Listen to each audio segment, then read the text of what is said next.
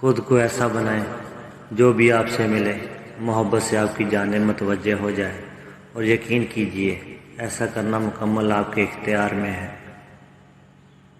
چیزوں کی کوئی اہمیت نہیں ہوتی، وہ کبھی نہ کبھی مل ہی جاتی ہیں۔ صرف انسان ہی ہے جس کا کوئی نعم البدل نہیں، وہ دوبارہ کبھی نہیں ملتے۔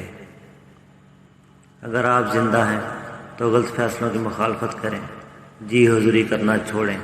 لہروں کے ساتھ لاشیں بہا کرتی ہیں، تیراک نہیں۔ جب تمہیں خوشیاں ملنے لگے تو 3 چیزوں کو کبھی نہ بھولنا: اللہ کو، اللہ کی مخلوق کو، اور اپنی اوقات کو۔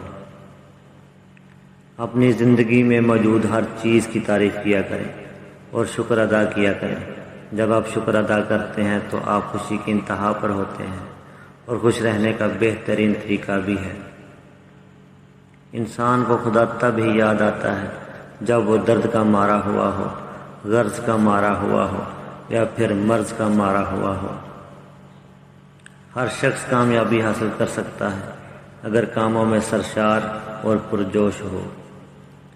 انسان پیدائشی طور پر نفرت نہیں کرتا، نفرت کرنا اسے سکھایا جاتا ہے۔ اس کے والدین سکھاتے ہیں، اسکول کی کتابیں سکھاتی ہیں، میڈیا سکھاتا ہے، ورنہ انسان کی فطرت میں تو محبت کرنا ہے۔ رشتے کبھی بھی قدرتی موت نہیں مرتے، ان کو ہمیشہ انسان قتل کرتا ہے، نفرت سے، نظر اندازی سے اور غلط فہمی سے۔ غربت خیرات سے نہیں، انصاف سے ختم ہوگی۔ کچھ لوگ آپ سے بس اتنا ہی پیار کریں گے جتنا وہ آپ کو استعمال کر سکیں۔ جہاں ان کا فائدہ رکتا ہے وہاں ان کی وفاداری ختم ہو جاتی ہے۔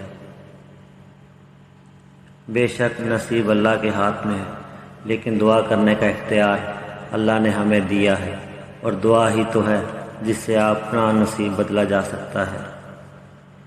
سکون کے دروازے پر بھکاری کی طرح کبھی نہ جانا، جھومتے جھانتے، دیتے بکھیرتے۔ کیا تم کو معلوم نہیں کہ بھکاریوں پر ہر دروازہ بند ہو جاتا ہے؟